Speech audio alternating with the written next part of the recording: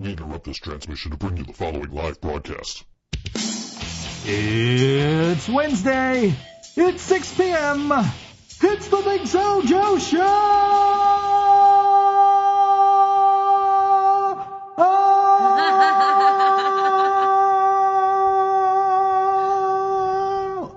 Fill up that time. We kind of have to. We got a bunch of short songs today. I know. That's what we get for listening to punk rock. Yeah, we got some punk rock. We got some new stuff from some friends of ours. We have a sneak peek at the new Yellow Sauce album, The Ballad of Bob Paul. Month. Hashtag Sauce Month, indeed. We've got again a song from. We didn't turn the air conditioner off. I can. Oh, hang on, let me grab that. Yeah. Why anyway, do we have to turn it off? It's bullshit. Because it's noisy. I understand, Yeah. silly. Anyway, yes, we have music from a friend of ours. New music from him. New music from Yellow Sauce, and we've got three other bands who are all playing on different shows this coming Saturday night. Oh my god. Yeah, so I figured what the hell? Let's give them all shout outs. Well, you know what? I'm down. I am down too. One thing I wish I would have done though is I wish I would have picked the band that opened for the Headstones the other day. Oh yeah, Wolf Tickets. Yeah. Oh, you know what? You couldn't find music from them. I couldn't find any of their music. Yeah. And, well, I think I only checked for a link on Facebook. I don't well. think I actually searched Bandcamp or anything because I'm not used to. Now that I have the computer out there, I'm still not used to it. So I'll be like, oh well, later I'll do the shit on the computer with Joe. But no, I am a big girl now and I get to use the computer by myself. Yeah. We've got a family computer in the dining room as opposed to my work computer that we were doing everything on. I know, and you're not supposed to use your work computer for everything. That's just like a liability. Yeah, I use this for the show here and for voiceovers and for graphic design and for editing my YouTube videos. Yeah. I got somebody ask me the other day how much to do a YouTube video, like the ones that I do on the on things you might not know. Because they dug what you were doing with yours. And I had to sit there and I had to come up with a price. Yeah. And I gave him a really reasonable price, and all I got back was reasonable, you mean really cheap. Undersold yourself. Oh yeah, for sure. But and they wrote back and they said okay, and that was it. And then they paid me for all the voiceover work I did for them over the past month. Oh, so nice. That's something. Oh my gosh, Mom just texted me back because I sent her that picture of us. Yeah. She asks, "Do you have a shirt on?" Not you. Do I have a shirt on? I clearly have a shirt on. I have a dress on, Mom. You do, yes. She is wearing clothes. Let her know that I am not naked in the studio. Why not? Anyway. Oh, it does. It totally looks like I'm not wearing a shirt in this picture. Let me see. Here you go. You totally do look like you are not wearing a shirt. Anyway. Sorry, Mom. So, I went and I saw the Headstones the other day. I was hanging out with the boys from the Scarecrow show at that show. I found out how old the dudes in Nuclear Winter who we played last week are. Yeah? They are 17 and in high school. 17. And holy fuck do those kids shred, Well, keep it up, guys, because if you keep going the way you are, you got something promising. Well, I've said this about them, and I've also said this about the Scarecrow show, and I actually said this directly to the Scarecrow show, that, the scary thing is that they're young, and they're only going to get better. I mean, I have seen really talented musicians or other things who look like at 17, they're going to be, really promising and stuff. Sure. And they fall into a bad relationship, drinking, drugs, whatever it may be, have kids and lose their focus on the music or the sport or whatever it may be, and, you just hope that they, even though they're expected to grow up and move on with life, you hope they're going to still be making music in 10, 15 years. I know, it looks like I'm not wearing a shirt. It does look like you are not wearing it, but that is not what the comment was. Somebody was what is asking it? for a link to the show. Oh. That's my buddy Nate. So I just sent him the link to the show. Or listen via TuneIn. Not Intune. Tune in. Intune is where I used to buy my guitar picks. Oh, yeah, we were talking about that. We were. We had a discussion about new custom. butt. Oh, yes, a new butt. I think yes, I see a tan line. There is a tan line, it appears. Yeah, a little bit of a tan line. Yep, it is a tan line. I thought maybe it was just a shadow. Looks like he tans in booty shorts. I have shorts like that. Well, that's different. No, you know. I think the tribal tattoo kind of... Yeah, the tribal tattoo ruins the ass for you. Ruins the whole picture, yeah. Ruins the whole picture. Yeah. I don't know. I think it's like the way he's awkwardly straddling the fence or whatever that is. It's steps that are going up to the next level, it looks like. Yeah, I don't, he's like teabagging the steps. Yeah, I don't know what's up with that, but... I don't know. But, you know, new butts every time. Sure. Tune in Wednesdays just for the butts. And we've got. I saw this thing right before we went on the air. It's first of all, I was telling the story. I went and saw the Headstones, and let me tell you, the lead singer of the Headstones, that guy moves around way more than a lot of singers that I've seen who have wireless mics. And he had a wired mic.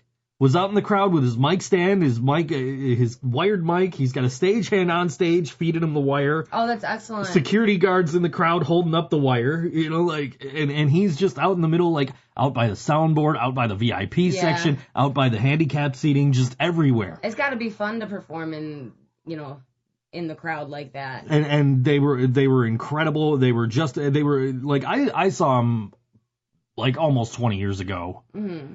And like, holy crap, were they were great then, and this time they were way even better than they were then. And that's great. They also threw in some a few portions of some Tragically Hip songs. Yeah, that's really cool. That was a good idea. Good thinking. I mean, that'll get over in Buffalo for sure. But and I like the Hip, and I came home and I was like, I want to listen to the Hip, and I realized Google Play Music doesn't have the Hip. They have like one album. They have like fully completely. I was just expecting the. It did not light up anyway. Yeah. But if you do ask it to play the Tragically Hip and play specific songs that they don't have on Google Play Music, it'll play it off of YouTube. So that's pretty cool. So like the song I wanted to listen to was Blow It High Dough. And that's not on Google Play Music, but it is on YouTube. So if I ask my Google Home Mini here to play that song, it'll play it off of YouTube. Yeah. Which is great. Yeah. So that's pretty cool. But it was a really good night on Thursday. I got to hang out with the Scarecrow Show. We talked about some upcoming shows that I had open that we might be filling. Yeah. And also possibly a national act booking a show with us. But that's that's all preliminary stages right now, so no more information on that right now. But we will talk about that hopefully soon. And then I came home and I had a really cool Lyft driver home. She was real nice, and then I got home and the 49ers game was on TV. Oh, the 49ers preseason game. And I know it was just a preseason game, but it's always fun to watch San Francisco beat Dallas, knowing how many Dallas fans I know, including the drummer from XM Priory and my mother. So but it was fun to watch that preseason game, watch the Niners come back and win. Isn't it just good when anybody beats Dallas? Isn't that just how that goes? It used to be like in the 90s. Now that team is New England. Oh, that was the last time I cared about football. Was like... But anyway, so I was scrolling through Facebook right before we got on the air, and I saw this fridge. Okay. It's called a Victory Fridge. They have them installed throughout Cleveland, and they're put in by Bud Light. And it says, starting today, Bud Light is installing Victory Fridges that will be full of beer in 10 Cleveland bars. When the Browns win their first regular season game, the fridge is unlocked and the beer inside is free to fans. Oh, that's pretty sweet. Now, you say that's pretty sweet. Now, if you're a Cleveland Browns fan, you know better. Because Oh. when the hell was the last time the Cleveland Browns won a game? It sure the hell wasn't last season. Really? Do you think they have to, like, check the beer and make sure it doesn't go bad? Maybe at the end of the season. I suppose for 17 weeks, Or that's maybe probably... eventually some vintage beers will be won. I guess. You know. What? I'm very interested now. I want to find out. I know from personal experience that if you leave a bottle of beer for too long, it starts, like, the seal isn't as strong as a can seal, so it starts to, like, evaporate. These look like the plastic bottles, though. Oh, so they probably are, like, super tight seal. Yeah. I don't know. It was. They might have to be, because Cleveland didn't win a game last season. Yeah. Okay. Which is why Bud Light feels confident in doing this promotion. All this I mean, it doesn't look like a huge loss. It's a couple of $100 loss for Bud Light, I'd imagine, per bar. So probably like $2,000 they're going to lose on this promotion if Cleveland happens to win a game this season. Which, I mean, I'm looking at their schedule right now, and I don't see them playing Buffalo at any time this season. So I'm kidding, Bills fans. I know you all love your fucking team so much that you annoy the piss out of everybody. Speaking of Bills stuff, is this Bills colors or is this black? No, that's black. Oh. Yeah, that's black. Oh. Well, you got this really cute, you got this really cute bracelet. Yes. And it was a little expensive for what it is. But I support this purchase because this is helping a little girl with some sort of disability or disprivilege go to WrestleMania, right? Yes. That's pretty fucking cool. Absolutely. It's by Bull James. He used to go by Bull Dempsey in NXT, and then he got released. He's working the independents up around here now. So this came from Outlaw Wrestling in like central New York or somewhere maybe east of there a little bit, but yeah, it was a thing he put up on his he's got one of those what do they call them? A lot of bands go through this like merch company, and I can't think of what they're called off the top. Big Cartel. He's got a Big Cartel page instead of a Pro Wrestling Tees page. I don't know why. Okay. But he put these up on his Big Cartel page. The little girl made them, and he's selling them. And all the money for them is going towards getting her to go to WrestleMania in New York. I think that's so sweet. I'm so glad that you got that. I gotta tell you this. The Abrupters are opening for Mephistopheles again. I know they are. Where and when? Okay, this is September 20th. Okay, so it's coming up. It is a Thursday night. It is at Mohawk Place. Same place I saw those two bands together the last time. Right. And I'm friends with Mike Gerasi from the Abrupters on Facebook, and I commented, I said, my date might actually show up this time. And then the girl who didn't show up the last time liked the comments. Oh, burn. Oh, man. Oops. I saw that. I had to tell you. I love that. It was that Mephistopheles show. I was supposed to be on a date, and this girl never showed up. She was, she gave me some excuse early in the day and then didn't text me back the rest of the day. And so I went to this Mephistopheles show that you wanted to be at, but you were busy. I was helping Brian and his most, well... they've both announced it, so his former band. Yeah. So... He's not coming back. He can come back, but I'm not leaving. Yeah, well, his schedule, I think, precludes him from doing this. Yeah, his voiceovers are really picked up. Well, it's stage work too. It's not even that. I had to do a voiceover for him the other day because he wasn't available. But yeah, so I went to this Mephistopheles show. You were in Rochester with Breaking Solace. Yes. And we're texting the whole time because I was supposed to be on this date with this girl, and she didn't show up or whatever. And that was the day I said, I'm just going to start treating you like a girlfriend because you appreciate it. So this time, and my comment was maybe this time my date will show up, Because also, I fucking love both of those bands. And who else? Buffalo Brass Machine. I've not gotten to hear, but I've heard good things about.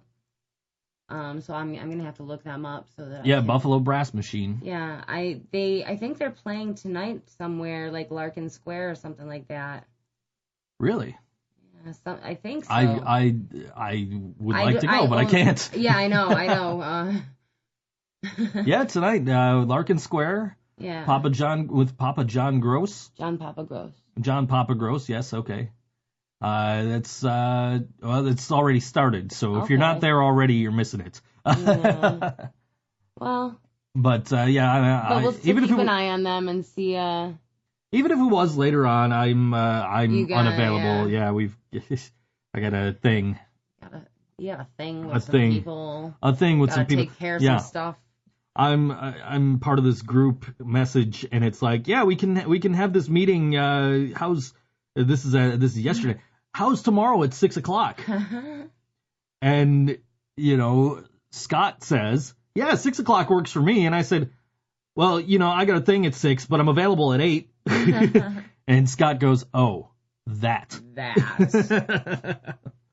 Yeah, that's how much Scott loves our show. Thanks, Scott. Oh, pie chart. What's this? She says she made this pie chart for the return of Joe Knows Jack, and as I can see, Home Alone 5 came in first. I guess that must be the blue one. Yeah. Yeah, the key didn't send over, but she says rate these butts. I like those ones better than Tan Line and Tribal. Better than the human butts. Although I'd be more likely to pinch the human butts than the rhino butts. True. Because I could handle a kick from a dude. I couldn't handle a kick from a rhino. I'm not that tough. Speaking of being attacked by animals. Oh my God. We both have gotten it in the last week. Right? This, my hand was since last show, I believe.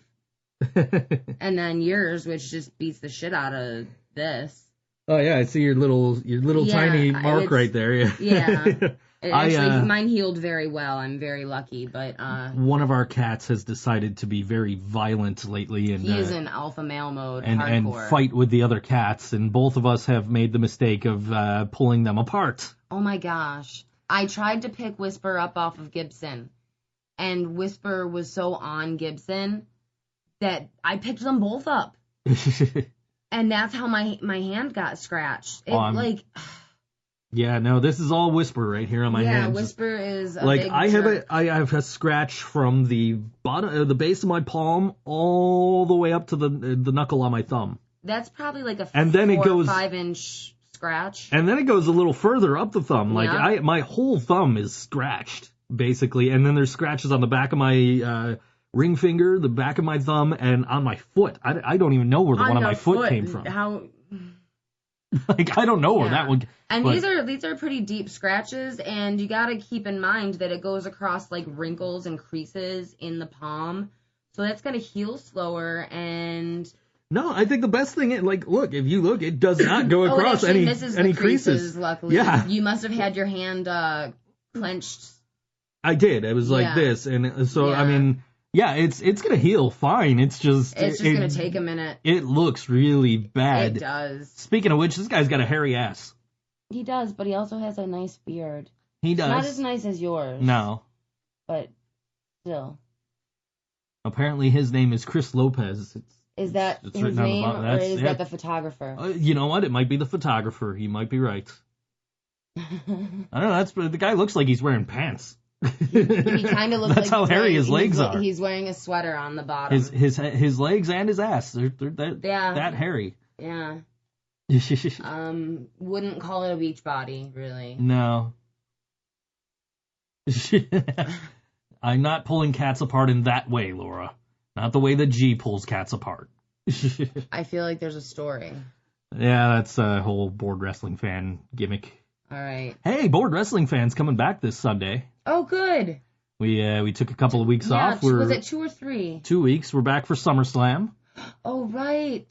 So, I really hope I'm back in time for all of SummerSlam. Like, I know I'm gonna catch most of it. It starts at 5. Well, my reception goes until 5. Okay. So maybe I can bring back food or something. So if anybody's listening and anybody doesn't have a place to watch SummerSlam, or haven't figured out where they want to watch SummerSlam and they don't feel like sitting at home watching it on the WWE network on their little TV, we're going to have a small get-together. We've only invited a handful of people. Yeah. But only a handful of them have really gotten back to us. And we're really kind of just reaching out and feeling out like who would be interested, because here's the thing is I've gotten away from being the wrestling guy around here. Which I'm very happy about. I hate being the fucking wrestling guy, right? But I've gotten away from that, and I've got, now it's all about the local music and everything like that. And so everybody I know, all my more recent friends are all, I know what kind of music they're into, but I don't know shit about if they like professional wrestling at all. Or really much else about their lives. Well, right. I mean, but I've put it out there. Like, I'm kind of trying to see if anybody would be interested in coming by. Right. It'd be BYOB plus. If you want to bring meat for the grill, we'll throw it out. We'll have the grill. Yeah. I'll buy some extra propane before we go in. It's just a small tabletop grill, though, so don't go crazy. Bring a rack of ribs. Yeah, right. Wouldn't be the first time. We can see if that second grill works. Yes, we could do that, which would mean we'd need another thing of propane. That's okay. They're not that expensive. Wasn't your mom supposed to give us a charcoal grill, too? So. Yeah, and I don't know if I'll see her by then. Yeah, well, anyway. But the point is, it'll be fun. If you're listening, you're a wrestling fan, you're looking for some place to hang out, watch SummerSlam. Even if you're not a wrestling fan, if you just want to watch something that's going to be hella entertaining. Sure. I'm not especially a wrestling fan. Let's not go crazy here. We are talking about the WWE. I think it's entertaining. I'm not going to say that I'm a wrestling fan, but I'm going to say that I enjoy watching it here and there. It's just so over the top and so silly, and they take it so seriously when they're in character. It's just so funny to me. Yeah, well, I mean, I watch it because I've been watching it for goddamn 30 years. I started watching, 1988 I started watching wrestling. Oh my god. So 30 fucking years I've been watching wrestling. Old. And I watch it out of habit, I think, more than anything. But a lot of the time, it's just really, what the fuck is with this show? I remember, and I've been live tweeting from the Board Wrestling Fan Twitter account, just on some advice that somebody had given me about trying to get more people to listen to the show, whatever. Yeah. Not that any of us really give a shit about the show anymore. Your sponsors probably care, though. I got rid of the sponsorships. Did you? There will be no more sponsors for Board Wrestling Fan because I can't guarantee we're gonna do a show. Right, because there's too many people involved. And I don't want to be obligated to do a show. Right. I want to just be like, hey, you guys want to do a show this week? Cool. What if you guys did every other week or something? Maybe or maybe just pay-per-views or something. That's how we started. Yeah. It was just. We were doing articles, and then we started doing roundtables for, pay-per-views. So the first one was, Survivor Series, 6 or 7 years ago.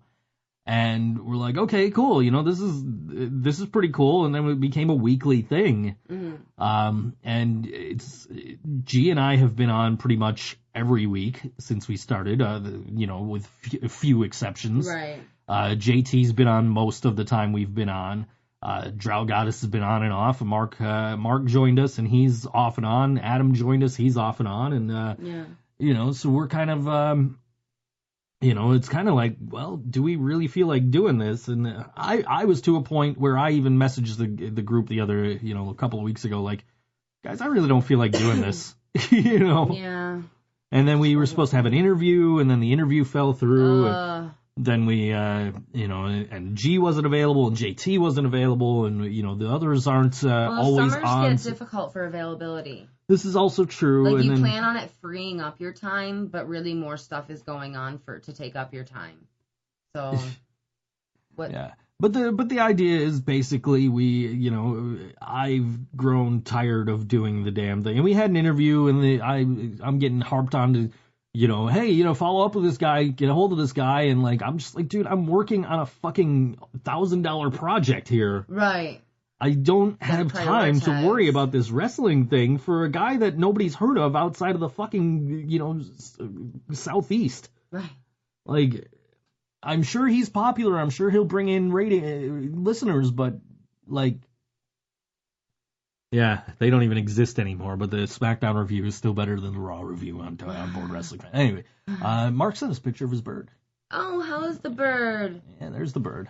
Aww. I was in mid-sentence when he sent it, so I didn't mid-rants really, but yeah, I mean, if you're listening, you wanna, if you're looking for a place, shoot me a message and maybe we'll. Yeah, maybe you'll get the VIP status and be invited over. I really I'm trying to limit the number of people I invite. I also just a handful. If I've never met you before, I'm more iffy about inviting you to my home. Right, especially when saying BYOB to my home. Yes. We're not huge drinkers at all. So, I mean, keep that in mind. Like, leave the whiskey at home. We don't really need it.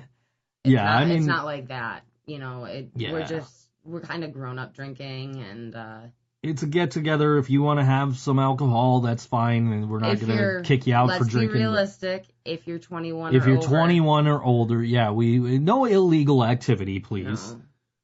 So, we just, like... It's not worth us going to jail. Or getting kicked out, because I did, like, go to my landlady, like, is it cool if we have people over on the, on the 19th or whatever, like... Mom, can I have a party? Pretty much, that's what it felt like. But it was like, we want to use the backyard. Yeah. And we want to let you know that we're using the backyard. Right, because that would be really rude, because they do spend a lot more time. We don't go out there at all. I have not been in the backyard all summer. I don't think I've ever been in the backyard. Other than doing my screens for my, like, rinsing those out. That's the only time I've been outside, out back. I did go look at that table you were talking about. The cool, the decorative cool top. looking table? Yeah. That was very cool. Yeah. I one of these nights I do want to go out there before Sunday with my laptop and just make sure I've got like Wi-Fi. Yeah. Got decent Wi-Fi out there. If not, I'm going to have to pick up like a router or something before then so that we can go, so that we have a decent signal and not have to worry about it. Especially because I think it's going to need to be over by the pool. Okay. Because that's where the plugs are. If we need to free up some extension cords, all I need is a couple minutes notice. Oh, okay, cool. Yeah, I can make it happen. Oh, if Flitzer's Hatch Day is next Tuesday, August 21st, he'll be 10. Holy cow. We just had some kitty cats turn 3 the other know. Day. And you know what? We were going to bake a cake. Yeah. But we never got to the store, and then your daughter ended up leaving earlier that day than she usually leaves. So we just had no time to make cake. So we just gave them drugs. The cake. Yes, we gave them kitty catnip. It was so funny. But that's what started Whisper being alpha male, maybe. And Sylvester was like, Whisper's laying on the ground like swatting at him, and Sylvester's standing up on his hind legs like Rocky. Like he's boxing. Awesome. Oh my God, with his bow tie on, of all things. No, the Living Brain Dead will not be playing during the SummerSlam party. That would be pretty cool, though. It would be. That would be, that would be a feat, I think. But, yeah. Considering I couldn't get the Living Brain Dead to play when there was a Living Brain Dead. Anyway. Yeah. So... Fun times. That's what kind of stuff is coming up this weekend? We're going to be playing some music soon. So are we playing anything that's coming up this weekend? We are not starting with anything coming up this weekend. Oh, well, damn it. There goes my segue. There does go your segue. Well, I tried. This is a friend of ours. He sent us music before last week's program. Oh. But we had already put out the 6 a.m., hey, we're playing these bands on the show tonight. Right. Which I didn't do this week. This week I put out at 6 a.m. like, hey, we're going to tell you at 5 p.m. who we're playing. Yeah. And then instead of scheduling the posts for 5 p.m., I posted them at like 4:30. You're an asshole. I didn't mean to do it. I realized I did it. You got it up early instead of late, right? Yeah, I realized I did it. And then I'm like, oh, let me, I might as well just post it on the other one. And then I also shared it on my own personal page for once, which I never do. I always do like only on the all WNY and ThinkSoJoe Facebook pages. Yeah. But yeah, we came up with the bands like an hour before showtime. Yeah, real talk, we wing it. Well, part of the reason was I didn't want to wake Leland from Yellow Sauce up and be like, hey, do you have anything for me yet? Yeah. And I fell asleep as you woke up, so I couldn't tell you that I already talked to Leland. Well, Leland had messaged me when I finally woke up. I had a message from him, and I'm like, oh, okay, cool. All right, so we're gonna, okay, cool. So we'll play that, you know.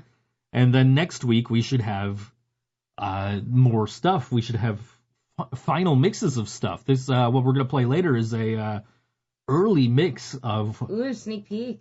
Yeah, a sneak peek. And if you're part of the extended family, they've released the track listing. Oh.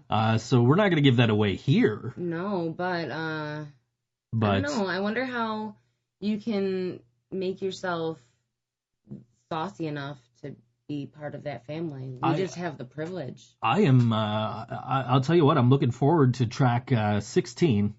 Really? Because I may or may not be in it. Oh, wow. Really leave them wondering. Yeah. I'm so good at keeping that secret of whether or not I'm on that Yellow Sauce album. Well, you surely have not said that you are. I have not. You won't get that out of me. You will notice, by the way, that if you watch the Nick and Dan show this week, yeah, their guest is Scott Leffler, who happens to be wearing a ThinkSoJoe Show t-shirt. He's everywhere. Scott knows whose show that really is. Yeah. All right, so we got some music. Okay, so as soon as I hit the right button. This is the new project that my buddy Dennis Clifton is working on. Yes. And I'm really looking forward to. I've given it a little listen, but I'm not gonna lie, I haven't sat down and listened to everything. He's got a lot. There is a lot of stuff on here. And some of it is for sale, some of it is free. It's on broadjam.com. We're gonna play the song that has the most plays. How's that sound? That's reasonable. I don't know how long it is, but we're just gonna guess and say that it's long enough to make up for. It's probably longer than these songs that are later. I'm sure is long enough to make up for the 2-minute songs we're playing later. So yeah, this is our buddy Dennis. This is his new project called Lost at Sea. This song is called Cornerstone. Corner Store. Sorry. Corner Store. Yeah, Corner Store on all WNY Radio. ThinkSoJoe Show. It'll play eventually. I click the button. Here it goes.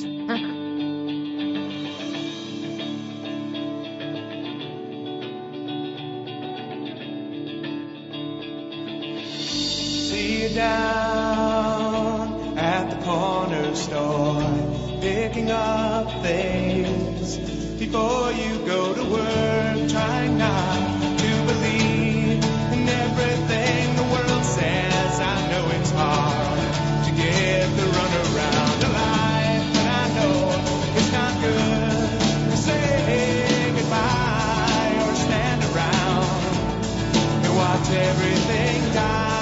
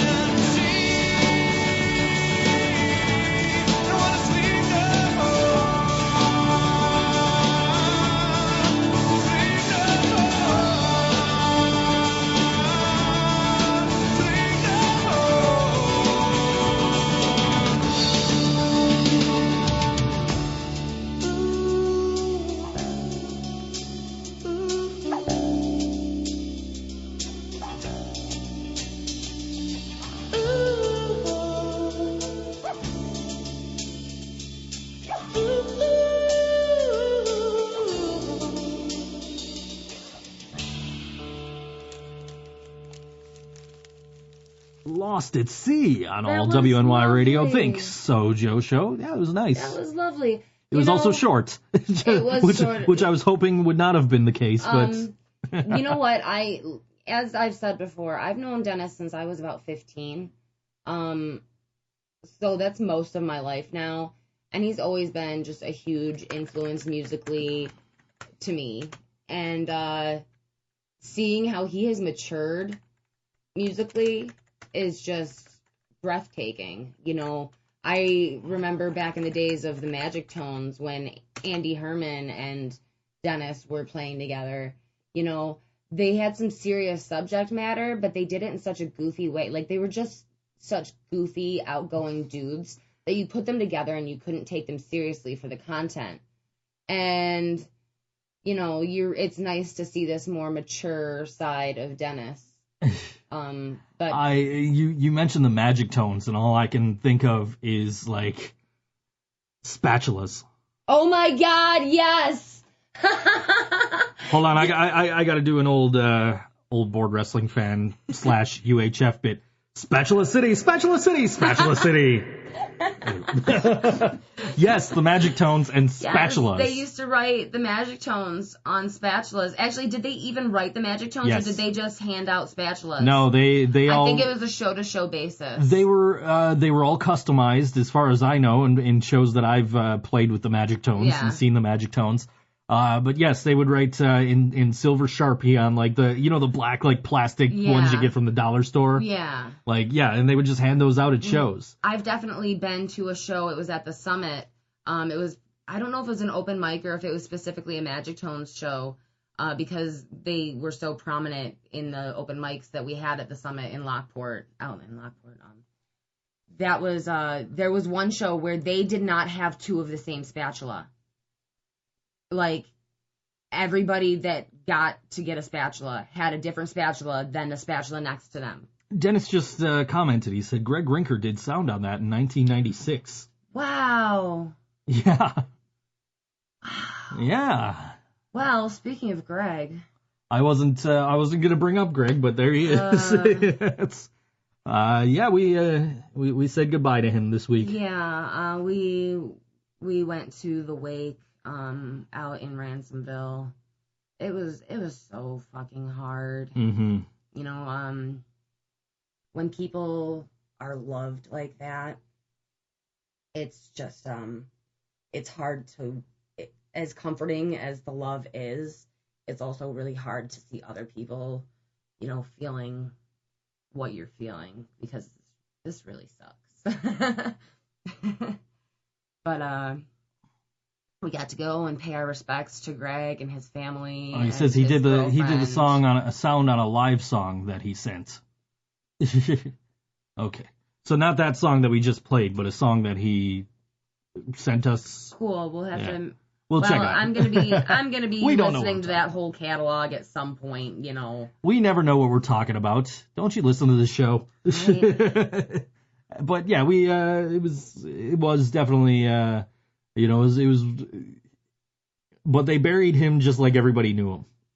You know, if you ever had the pleasure, you met Greg more than likely in camouflage shorts, cargo shorts, a black collared Dickies shirt, a black Dickies cap, sunglasses. He's probably got his flashlight, you know, and all of these things were there with him. And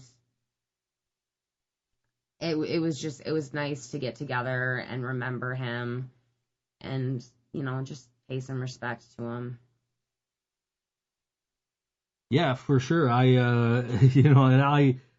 didn't know him that well, but it was nice to see his family and see how many people were out to pay tribute and pay the respects. And you know what? We went to, there was a 2:00 showing and I believe a 6:00 showing. Yeah. And I expected the 6:00 showing was going to be the busy one. And we went to the 2:00, you know, and there was just so much love in that room. I saw JR and Ryan from Diceros were in line ahead of us. Yes, and we saw Meredith. We saw Meredith on our way out. We just missed Nick Landers. Yeah. Could have used a hug of Nick Landers. Yeah. I'm sure Nick could have used the hug too, so Yeah. I know he was not handling that But you know very what? well. So.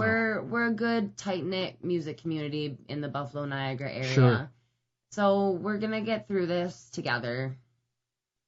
Always do. And it's that's what's great is this is a community that we all knew each other, we all respect each other, and we all, especially Greg was very well respected by anybody he's ever worked with or who's ever like known him and has walked into the Evening Star or wherever he was working. And like I said last week, I would walk into Evening Star and it would be like I was home.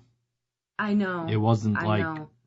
He managed to, whether you were the promoter or a patron or a band, no matter what you were part of that concert, and Greg made you feel like it was important that you were there. It's not, oh God. Appropriate.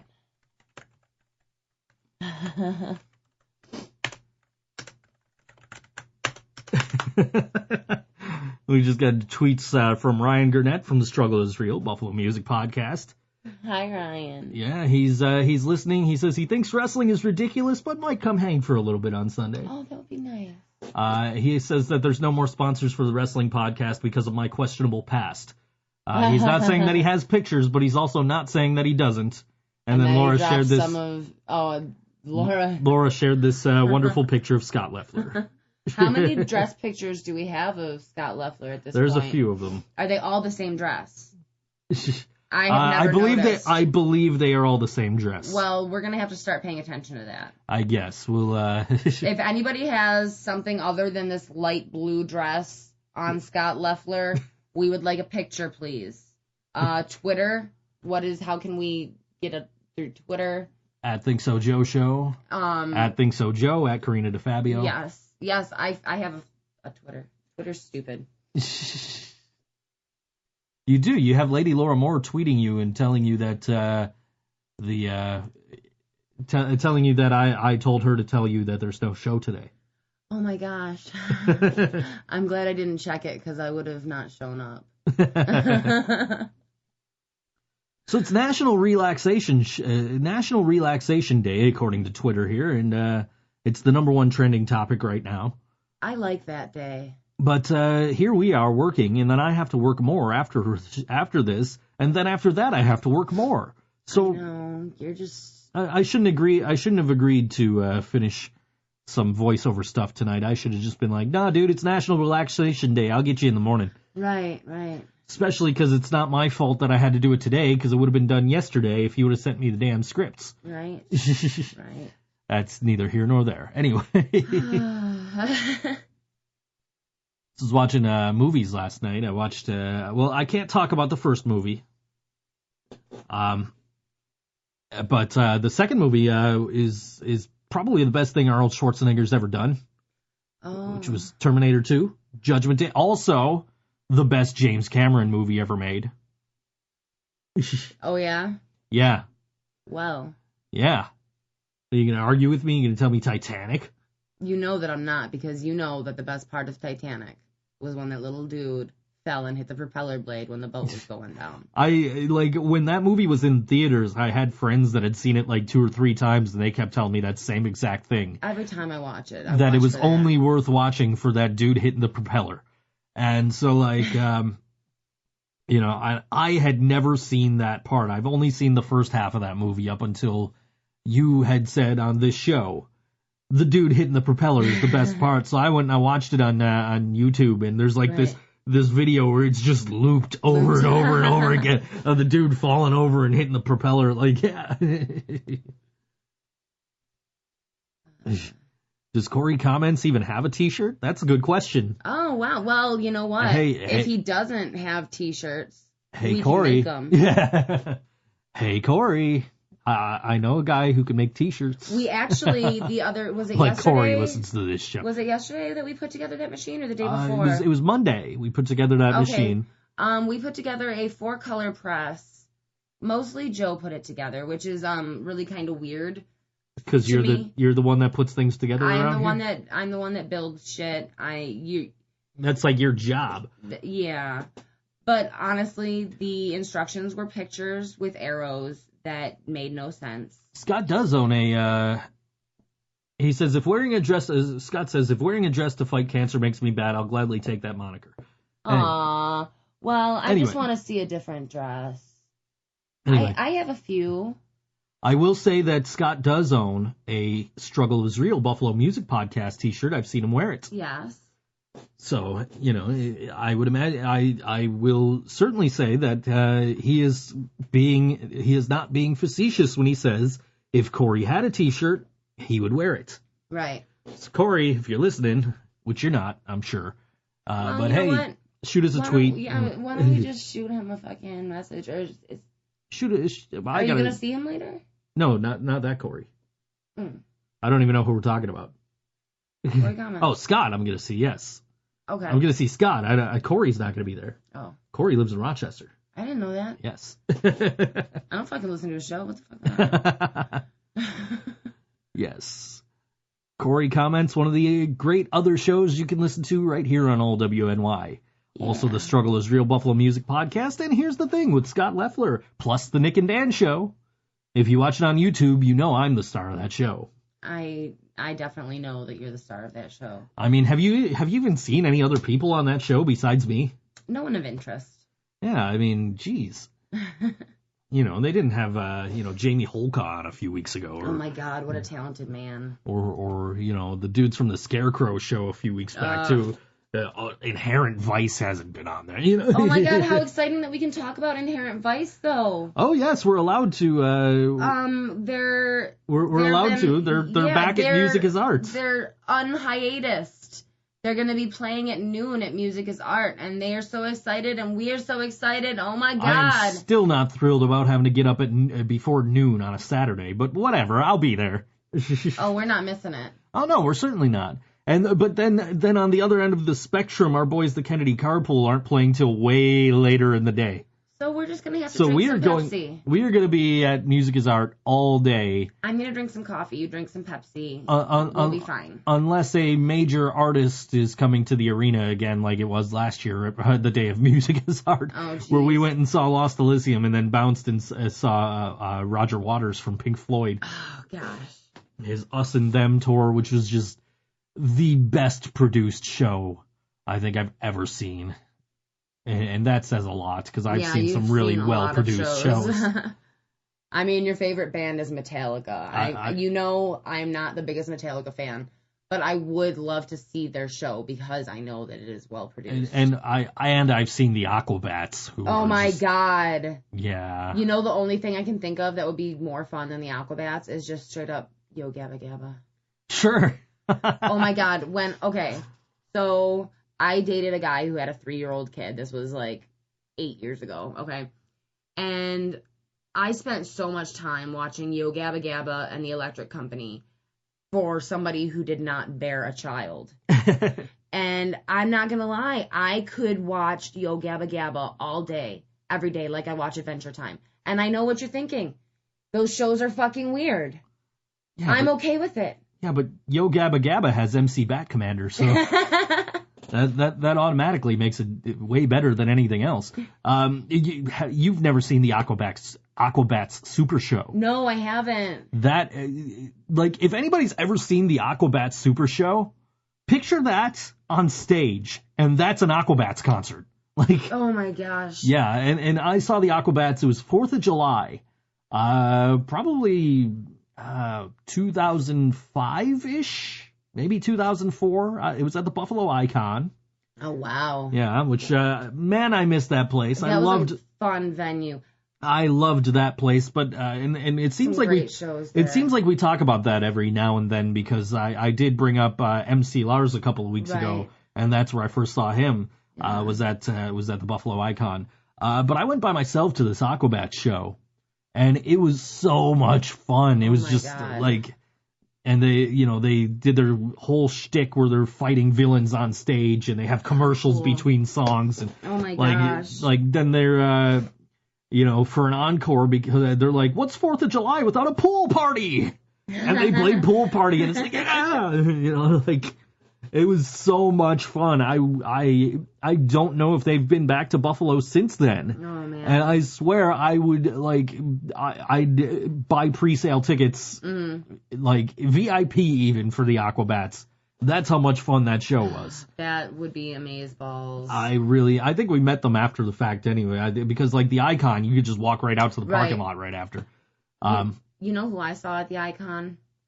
This isn't as exciting as if I had seen the other band that Daryl Palumbo was in, but I saw Head Automatica there. Okay. Singer from Glassjaw. Sure. You know what they mean to me, because I got this thing on me, this prison tattoo. Right. Right. I'm aware. Right. I also saw one of the worst concerts I've ever seen at the Buffalo Icon. Really? What was it? Trust Company. Ah! You laugh, I didn't go, but I wouldn't go to that show. And no. So the girl I was dating at the time, that was her favorite band. Yep. And she goes, oh my God, Trust Company's coming. So, like, I knew one song by them, and she had given me their second album. Like, she was on their street team. She was really into them. Well, she was on their street team, so part of what she had to do was promote the band and get the word out there. So she bought me a copy of their second album. And I listened to it once, and I was like, this is fucking awful. But I went anyway. I'm like, well, they have that one song, Downfall. I really like that. I'm going to go check that out. I'm going to go see them just to hear them play Downfall. And this, she used to like to show up to shows at like 12:30. 12:30 for like a 6 o'clock show? Yeah. Oh my God. So we'd be outside of the Icon, like I'd be That's not the kind of venue you do that I'd be chipping some of that blue paint off of the wall outside there. Yeah. Like just standing in line waiting to go in. Oh my God. And Trust Company's already there, and they're already in, and they're doing sound check, and they played Downfall for their sound check. And I'm like, all right, I just heard the song I came for. I'm ready to go. Can I go home now? Like, no, we paid for these tickets. We're going to see the show. And it was, oh my God, they were fucking awful. And they did this, like you go to shows, you hear people yell Freebird. You ever hear a band, like, try to play Freebird and they do it fucking terribly, right? These guys did a terrible cover of Sweet Home Alabama. How do you fuck up Sweet Home Alabama? Kid Rock did it. Kid Rock, yeah, but Kid Rock rewrote his song. Like, he didn't do Sweet Home Alabama. He did a song that was based on Sweet Home Alabama. They did Sweet Home Alabama and did it fucking terribly. I didn't hate that Kid Rock song, by the way, but that's not that particular song. Oh my God. Anything else he's done in the past, like, since, like Cocky was probably his last good album. But, like, anything he's done past that is just like, yeah, no. Maybe, like, he had a couple of good songs on Forever, but, like, yeah. I was working as a DJ when I think it's the album Forever. Whatever album had the song Picture on it, right? That song with Sheryl Crow. Oh, okay. Back when those two were dating. And so I was working at this bowling alley, and I had that album. I liked that song. I was like, oh, that's a pretty good song. And then, like, it started getting radio play, right? Yep. And it's like, oh my God, I am so fucking sick of this song. And people would come up to me like, can you play Picture by Kid Rock and Sheryl Crow? Like, fuck no, I can't play Picture by Kid Rock and Sheryl Crow. So this one guy goes around collecting money from all the people that want to hear that song, right? Picture. And so he comes up to me with like 67 cents. And he was like, or no, you know what it was? He asked me to, he got me to play it somehow. I don't know if he gave me the money for that, or if he gave me the money to turn it off. Because he came up to me like, man, this song really sucks. Can you turn this off? I'm like, I started playing it, dude. I can't turn it off now. You're stuck with it, fucker. Yeah. This is why I didn't want to play it. You know? But yeah, those were good times working in the bowling alley, DJing for. That sounds like it could be fun. For extreme bowling, and then we get to bowl for free all the fucking time too. Was great. Cool. So Turtle and I would just show up and we'd just bowl whenever the fuck we wanted to. Like, you know, it's 2:00 on a Monday. We got nothing else to do. Let's go bowling. We walk in the door like, hey, John. Like, oh, yep, here's your shoes, fellas. Nice. I wonder what happened to that guy after that place closed. Like, he was a nice guy. Our manager there, his name was John. I forget what his last name was, but he was an older guy, had like a, porn stash going. Oh, nice. You would expect no less from a guy that runs a bowling alley. Right. He was the assistant manager, I think. I can't remember what the assistant is the one that really does the work. Right. Well, I can't remember what the manager's name was, and I know that, or maybe he was the owner, I don't know, but he was also the manager or owner at Milshire Lanes out in NT, or Tonawanda, or wherever the fuck. I have no idea. It's on Military and Sheridan in Tonawanda. That's Tonawanda, That's Tonawanda, yes. And, like, we actually, like, Turtle and I own a business, legit. Like, it's registered with Niagara County. And we did that after talking to the DJ from Milshire Lanes one night while he was working. But yeah, it was cool, man. We always hung out and did we played music. We got to meet all the people, and it was fun. Yeah. It was a simpler time. And we got paid for it, and it landed me on Judge Mathis, and that's. That's what I was talking about. And that is a life goal right there. That's what I was talking to my Lyft driver about on the way home from the headstones. We were talking about, I mentioned I was on divorce court, and then because she said she had been to, her son had gone to L.A. for something or whatever. I don't know. So what I was talking about, I was there once. I was there for divorce court, And then I mentioned, being in Chicago for Judge Mathis and all that. Yeah. Because she was asking me, like, oh, do they pay you to go on those shows? Like, yeah. Yeah. I mean, I would imagine my contract is no longer valid with these places, so I could probably talk about they give you money to be on these shows, and they pay your judgment. Their producers pretty much give you things to say. Like, the cases are real, yes. These are real people really suing each other over real problems, over real money, and there's real money involved. But the producers, like, will jump in and be like, hey, why don't you say this? Hey, why don't you say that? And, like... Wait, you're under oath, and they're telling you what to say? That's touchy business. There's truth to the things they have you say.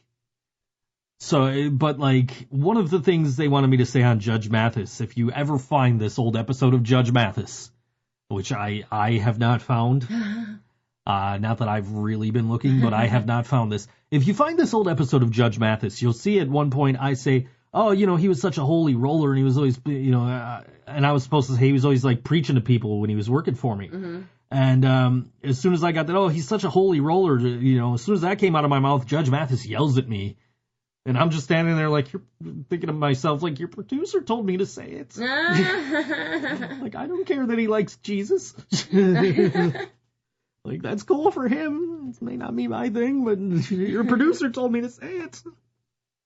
Well, hey. Can we talk about Saturday yet? Yes. All right, so what's going on Saturday? There's a lot going on Saturday, as a matter of fact, to a point where, let me pull up the events here. We're going to talk about, you and I are going to a show at Mohawk Place, because a lot of our friends are playing it, a lot of our friends are going, and also it's fucking Green Jello. Yeah. And so that's one of the things that we are going to that's one of the things going on this Saturday. That's the thing that we, in particular, are going to. Yes. And let me tell you a little bit about that. We're not playing any bands out of this just quite yet. We'll be doing that in a few minutes here. But this has bands such as XM Priory. Yeah. Wyatt Coyne. Oh yeah. 3 Green. They're coming up on one of my shows, too. Buried Beneath Concrete. Yeah. Whose profile picture was taken by me, by the way. Yeah, that's a great picture. And Lazy Ass Destroyer, who we saw with Green Jello the last time. Oh, my God. Like, just prepare yourself for anything. I mean, if you think we get butts on this show. Oh, my God. We got some ball sack from the dude last year. I was trying to avoid looking, so... Well, I wasn't gonna not look. Anyway, and also, a band we are playing later on today on this show is Coffin Hook. Yeah. So those are all playing Saturday night. That's gonna be a killer show. We're looking forward to it, and have been for a while now. Yeah. There's also the Aspired Infliction CD release show. That's going on at the Tudor Lounge that night. Oh. Which is, it's going to have Aspired Infliction, Mass Casualty, our friends Diceros, who we saw. We didn't talk to him. I didn't. It wasn't really a social situation. No, I didn't think it would have been appropriate to like reach out of the line and like tap JR on the shoulder, like, "Hey, dude, what's up?" You know, like. And a band we're playing later on this show, Murder City Outlaws. Yeah, looking forward to that. That's gonna be, that's gonna be a really good show. They're really good bands, and we're, if that's what you're into, you don't want to go to the Green Jello show. There's too many people for you or whatever. It's at Tudor. It's going to do well regardless of if who's there or not. I've only been to Tudor that one time that we recently went there. It's entirely possible too that you might be able to see Green Jello and still make it over to see Aspired Infliction. That's true, because Tudor stuff is a little bit later, isn't it? Tudor goes long, yeah. Yeah, but I've only been there that one time, and I freaking loved it there.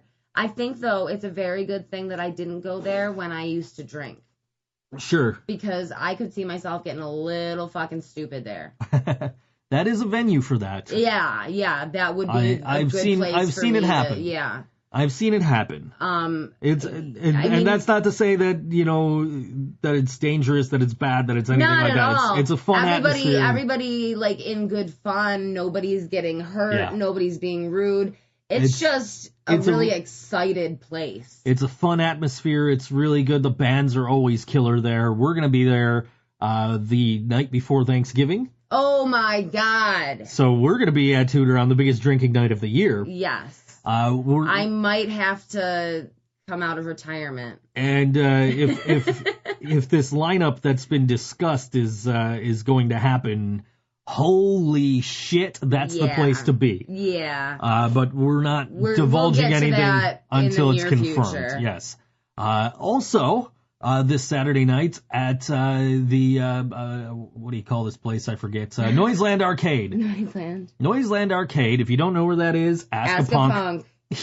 I know where that is now. I've been upstairs there. Anyway, so there's a local band called Tony Rocky Horror. We're playing them very shortly on this show. They're with 3 touring bands, Some Kind of Nightmare from San Diego, Old Souls from Cleveland, and the hosting band is the McGunks from Boston. And that's their first time here. It was funny because I saw Old Souls and I didn't look at this event page really in depth. And I Googled for Old Souls Buffalo, and there is a rapper called Old Souls in Buffalo. Really? So, on Google Play Music. Hey Google, shut up. But yes, that's what's going on. So that's another show to check out. We are going to play the local band that's on that show, Tony Rocky Horror, in just a minute or two here. But first, we're going to give you we're going to make Sauce Month live up to its name. We're going to get a little saucy, and we're going to give you just a small taste, just a sneak preview of the album that you can get on Friday, August 31st at Stamps from Yellow Sauce. And this is a track off of that brand new Yellow Sauce album, The Ballad of Bob Paul. And it's called Mayonnaise, here on All WNY Radio, ThinkSoJoe Show. Ready? No, I don't. I already hate it. No, man, it's just these chords. You're right here, these chords. Ooh! Just pay attention. Watch. Just listen to the lyrics. It's awesome. I'm listening. Ryan sucks eggs. Yeah, you see, you lost me. Ryan sucks eggs. No. Ryan sucks eggs. I hate this song. Ryan sucks eggs. Ryan sucks eggs. We're not putting this on the album. Ryan sucks eggs. Fuck you. Ryan sucks eggs. Eat shit, Leslie. Ryan sucks eggs. Fuck, I'm done with this. I'm out. Ryan sucks eggs. Eggs. Ryan sucks eggs. Eggs. Ryan sucks eggs. Eggs. Ryan sucks eggs. Ryan sucks eggs. Eggs. Ryan sucks eggs. Eggs. Ryan sucks eggs. Eggs. Ryan sucks eggs. Ryan sucks eggs with mayonnaise.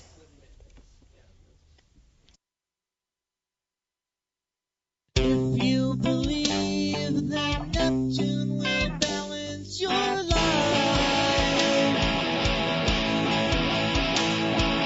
spaceships will bring Hendrix and metal of ice.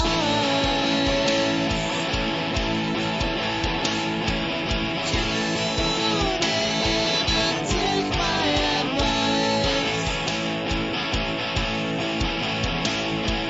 Live long and live out your life.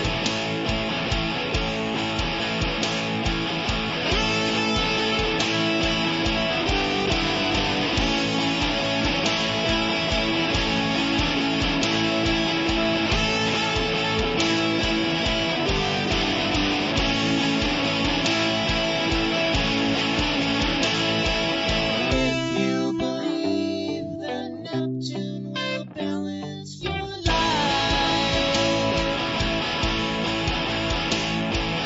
spaceships will bring Hendrix and metal of ice. Tune in and take my advice. Live long and live out your life. You'll be alright. You'll be alright. You'll be alright.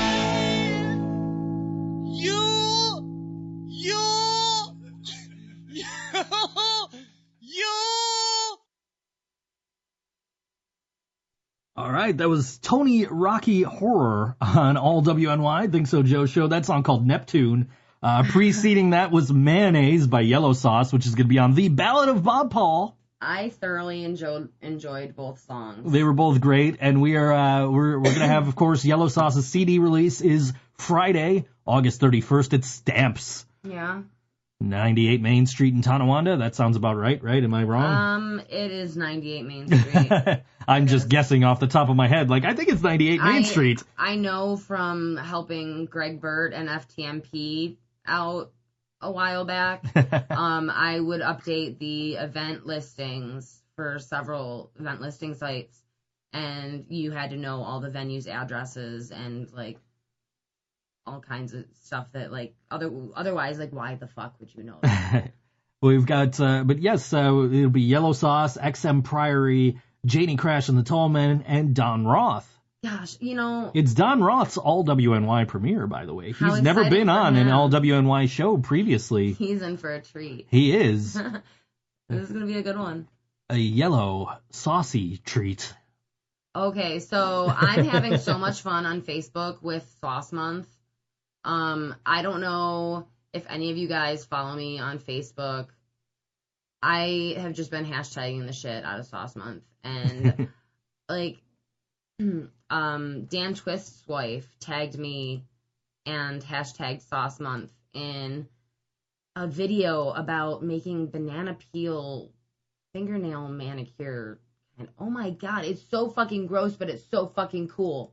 the banana peel. Yeah, it's like Yeah, I saw your those. fingernail is a banana, and I don't know why they thought to make it look like it was being peeled, and I don't know. It's just every time we see somebody who's wearing yellow, I yell Sauce Month. I'm really enjoying Sauce Month, and I think that we should do this again next year.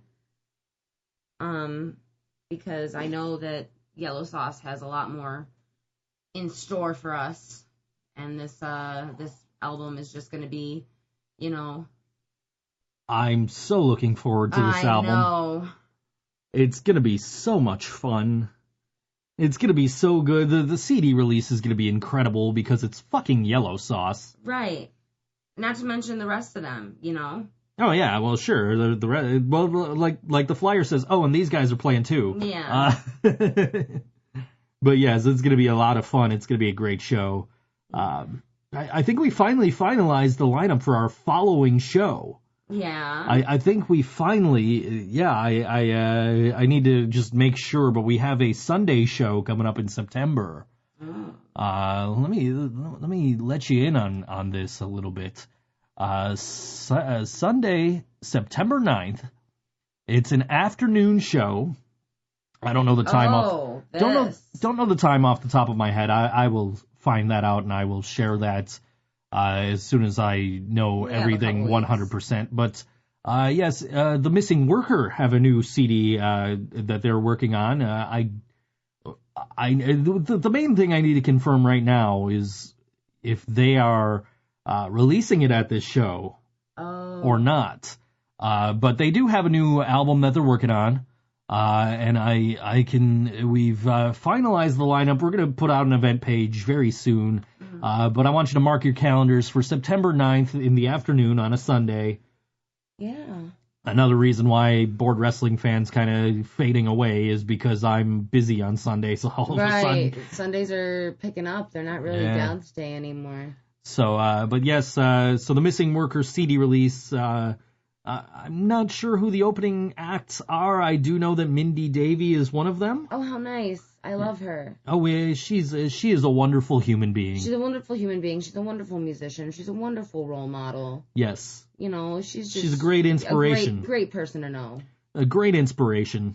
Yes. And we're very proud of her, and we're very happy to have her, her back on an all. Is just like a storybook now. You know, like she's married. She's on a straight and narrow path. She's taking care of her kid. She's taking care of herself. She's taking care of herself first and foremost, which is amazing. Like considering where she was in the past, and so. But yes, so Sunday, September 9th. Yes. Mark that on your calendar, and be prepared to be there during the afternoon. It's early enough where I messaged Stamps and I said, hey, listen. We're doing this early. If you guys want to have a later show too, you could probably get away with it. So makes for a long day for them, but I don't want to revenue. I don't want to fish through messages on the air to get you the rest of the details. Right. But we'll talk about that more next week, I think. I have something coming up in September too. Yes, you do. And it's that's September. Actually an all WNY event at this point. Thank you, Scott. September 28th. Yes, it's going to be at Stamps. We have Tokyo Monsters. So what you're saying is all WNYs at Stamps 3 times in a month. Oh God, poor Stamps. 3 Green, X and Smashed, and Virus X. Yes. So we got some punk rock to start off the night, and then we're gonna end it with Tokyo Monsters and probably dance our butts off. I'll be there at some point. I know, I believe you. But you know what? Steel Panther is a hell of a show in itself. So I get why the day was available. Yeah, it's but you have a hell of a show going on that night as well, and that's it's gonna be good. It's different. It's so different for what I usually do. I'm usually charity events, long events, eclectic events. This one turned out to be pretty eclectic. Yeah. But it's still got a punk feel to it. I mean, all WNY knows eclectic events. Oh my gosh. You're talking I can't think of anyone to fit this show. Let's throw Janie Crash on there. Yes, that's happened many a time. Like, hey, Janie Crash said they'll play. What? Nothing will fit this. What'll tie it together? Just some Janie Crash. We did a nice show. I thought everybody fit together, but the bands kind of didn't. Mm-hmm. And I think it flowed well. This was last September. We did a show. Actually, it was the last show I ever drank at. Oh wow! By the way, aside from the champagne at midnight on New Year's. But it was we started the night with Lower Town Trio. Okay. We continued on with Kickstart Rumble. Okay. And then we went into the Barksdales and XM Priory. Like, okay. It's a hodgepodge, but it makes sense because it's all good rock and roll. And the order of it was like, you start off with just this good rockabilly band. Yeah. And then you move into this, like, 1950s style rock and roll band. See, that makes sense to me. And then into the punk rock. So it was like the evolution of rock almost. Yeah. To have those 4 bands put together, and it's 4. And honestly, it's all good music. And So I was cares? marketing it as 4 distinct rock bands, 4 completely different styles of rock music, but it flowed so well. But I had Nate from the Barksdales was standing next to me. Dude, I don't know if we should be playing after this band. Like we don't play horns. Like, like no, dude, it'll be fine. It makes sense to me. It'll be That's what fine. matters. Trust me. Yeah. And it worked out well. It was a good Yeah. night. It was a good show.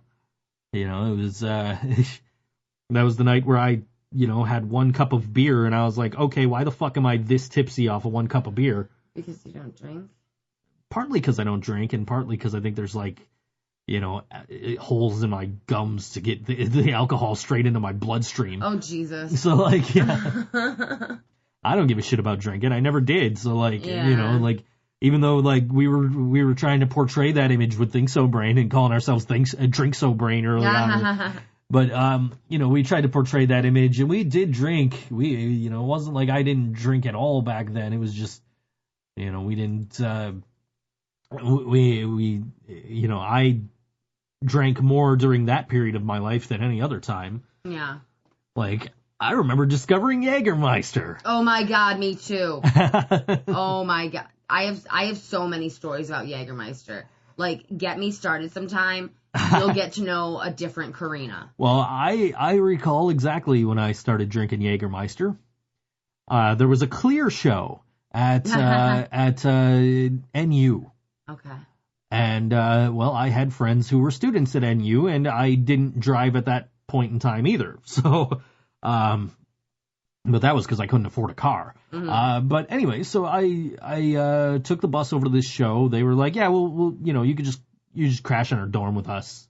We'll get away. It'll be fine. Nobody will say anything. Okay, cool. So I went and I saw Clear, and I went and hung out with my friends. Some of you may know Slashtacular, Amanda Baldwin. She was a huge fan of Clear once Joe joined the band, Joe Caffarella. And so we went to that show, and then we hung out, and I hung out with them, and she was like, "Oh, here, try this." Like, what is it? It's Jägermeister. I've heard of this stuff. I took a shot, like, oh shit, I like this. Yeah. And so the next morning I got picked up. We had a show, I think, and Luke, who's now the guitar player for XM Priory, was the ThinkSo Brain guitar player at the time, and he picks me up, and I'm like, dude, I just had Jägermeister for the first time. He goes, fuck you, Metallica fans, your fucking Jägermeister, your fucking black licorice flavored fucking beverage. I fucking love him. Well, there is a behind the music or something where James is talking about I went to Russia and I discovered this delicious after dinner drink called Jägermeister. I guess it would make sense as an after dinner drink, but I need to not drink that is what needs to happen. Well, so that became the go-to drink for my bass player and I before shows. That was my early 20s. We would bleh. We'd So show much up vomiting. We'd show up at bars and just before we'd go on, shot of Jaeger. Just the two of us would do a shot of Jaeger before every show. And if we went to a bar and they didn't have Jaeger, he got to pick the drink, and it was inevitably Jack Daniels, and I fucking hate Jack Daniels. I like my Jack Daniels t-shirt, but I don't like Jack Daniels. Yeah, I'm not a fan of Jack Daniels. I really like most whiskeys, though. I'm sure that's hate speech to a lot of people that listen to this show. I know. And if you are offended by us not liking your liquor of choice there, then we apologize. I don't apologize. You can suck a fart out my ass. I apologize, but I just don't like it. It just wasn't my thing. I was living with Luke and his now wife at the time, and we were playing this drinking game one night, and they were drinking Jack. And I was like, listen, if I throw up, it's not from the alcohol, it's from the fucking taste. Yeah. And sure enough, I threw up. Yeah. I went on a first date to a bar. You know it was going to end well because the first date was to a bar. Sure. And let's specify that this is to a bar to drink, not to see a band. No, you're right. You're right. And, gosh, was this my first date with him? Anyways, we went to, like, play video games or something. And I went to the bathroom. I was like, oh, all of a sudden, it hits me. We've been drinking Jägermeister. And I go, and I am sitting on the toilet. And at the same time, I threw up all over his fucking bathroom. See, whenever I get like that drunk, when I was hanging out with Luke would always be there and would always be like, dude, no, here, drink some water. Like, you don't want to dehydrate. No, I can't drink the fucking water. No, Right. drink the water. I can't drink the fucking water. I know. Man. Like, I really can't drink the no, drink the water. It'll make you feel better. Drink the water. Like, Luke is like, he's, I don't want to say he's the band mom, you know what I mean? But yeah, he was, but somebody's got to be in charge here. he would take care of me if I got way too fucking hammered at a party or something, you know? Like, no, drink the water. Make sure you drink and make sure you don't dehydrate. Yeah. You know. Oh, man. How but- funny, because neither of us drink. A year we- ago, we today, used to. I was shit-faced, I can guarantee you. Probably. But I'm not now. And it's not like I made some life decision, like, oh, I'm going to better my life, I'm not going to drink. It's just, I don't feel like it. Yeah, right. And as my sister, my sister works at Horizon Village, so she deals with recovering addicts. Right. And music is it's always been such a big part of both of our lives that she's helping these people recover with music and introducing them to music in a therapeutic way. And I forgot my point. It had to do with drinking. Oh, yeah. So they're talking about concerts, shit like that. And she's like, these people are thinking, like, how could you be at a concert and not be fucked up? Like, how can you be there and not be fucked up? And my sister's just like, how can you be at a concert and not fucking remember it? And that's always been my thought too. Like, why would I want to go somewhere and not remember the show? And I'm not saying that I've never done that. I Like, know. there's an entire Warped Tour where the only thing I remember is being in line to get Alien Ant Farm's autograph and seeing Rancid. Like, I was that fucked up at this show. Like, Corey's gonna make his own shirt. He's gonna break out his sewing kit. Oh, that's cute. He's clearly not listening live. He has no idea that that's where the discussion is that we would make T-shirts for him.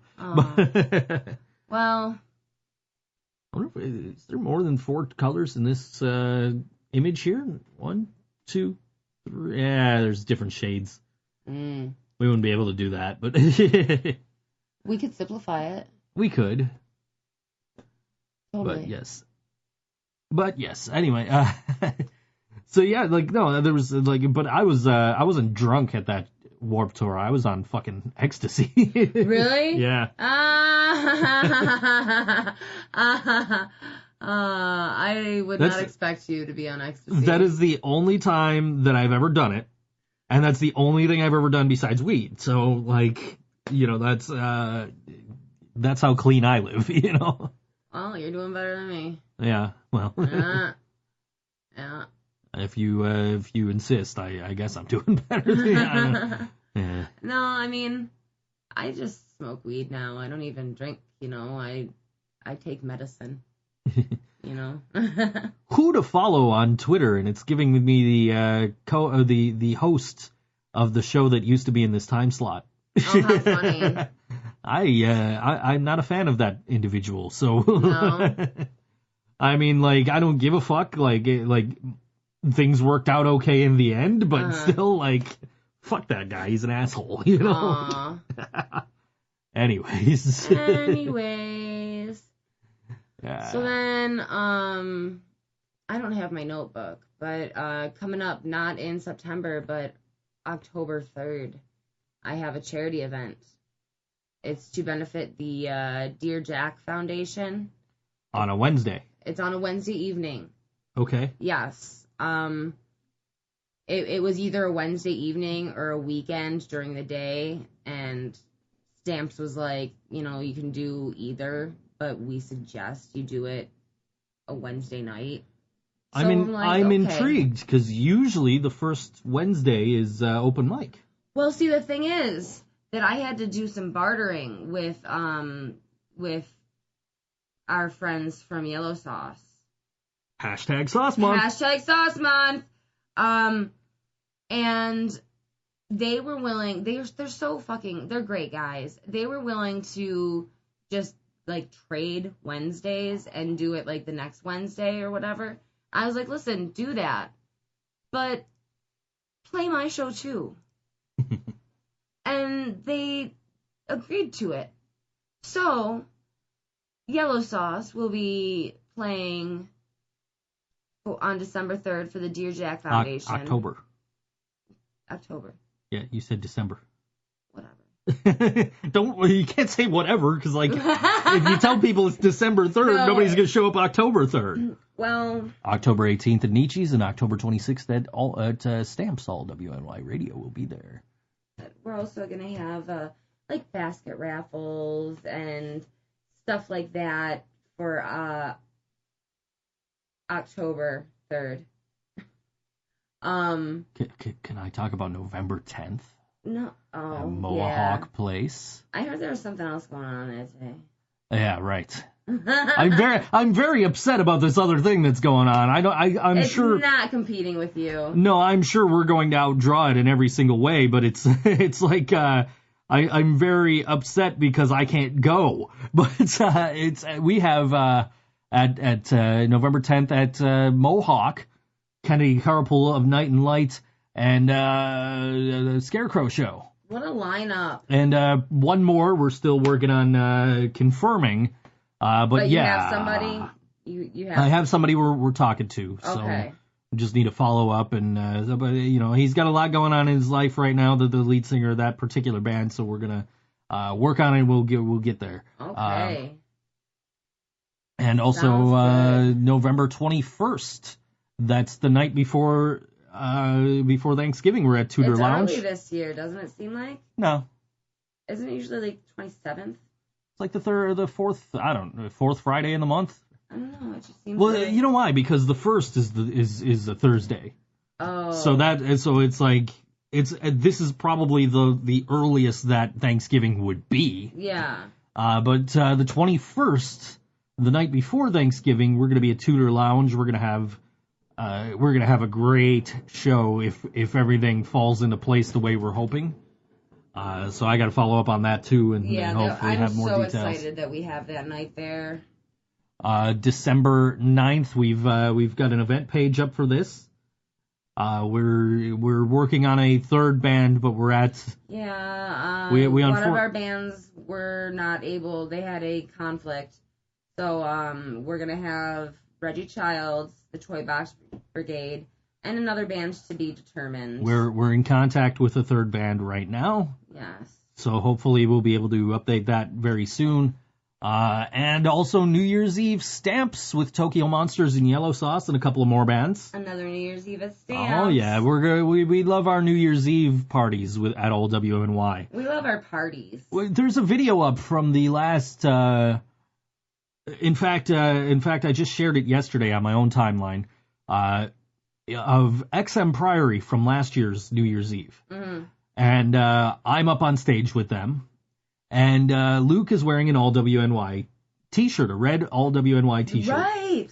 And I mentioned that a decade prior, on New Year's Eve going into 2008, ThinkSo Brain were all together. It was me, Luke, and Anthony. We were all on stage at a place called Maggie's in North Tonawanda, Oh, wow. in Tonawanda. Yeah. And Luke goes, "Hey, that's where I got this T-shirt."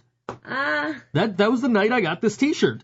How funny. So, but yeah, so all WNY love their New Year's Eve parties. I love all WNY New Year's Eve parties. I love being a part of them.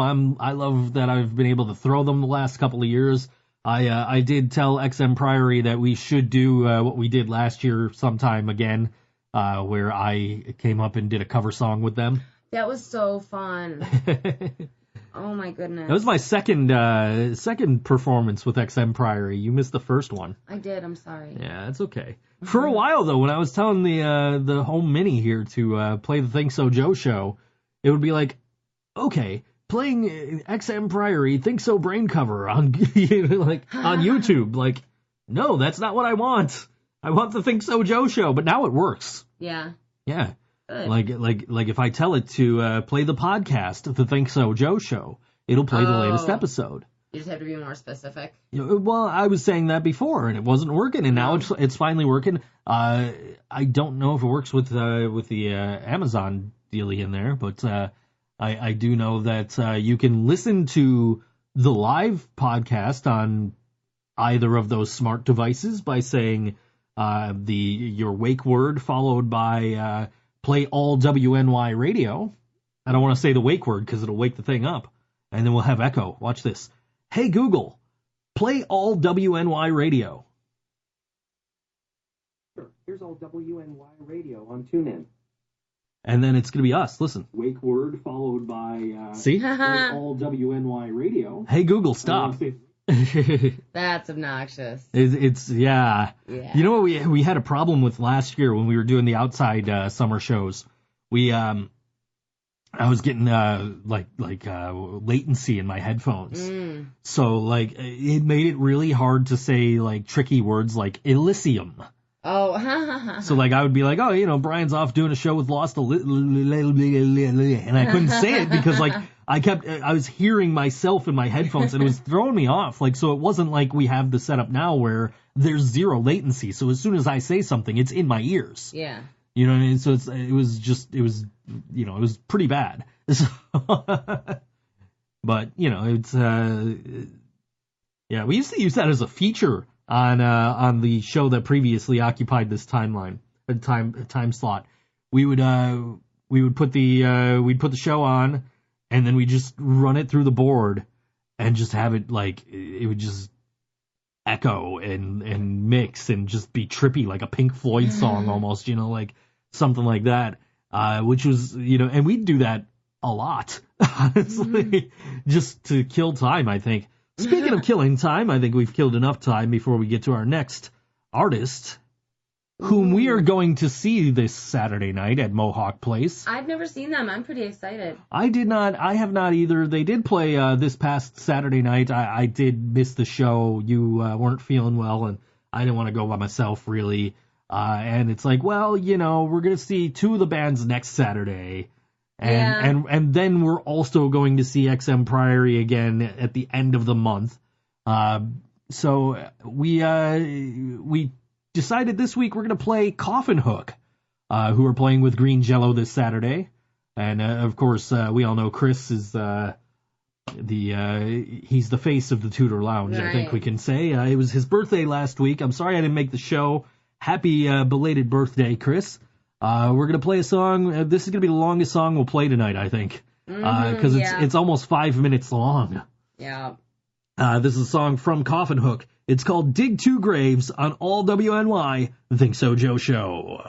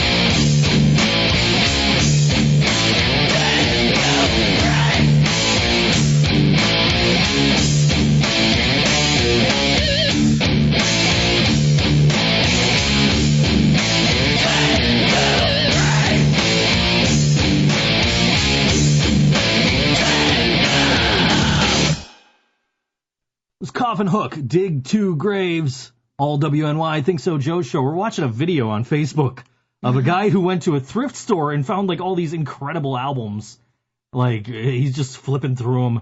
It's and they're not like things you would normally find at a thrift store, I don't think. No, these are kind of treasures.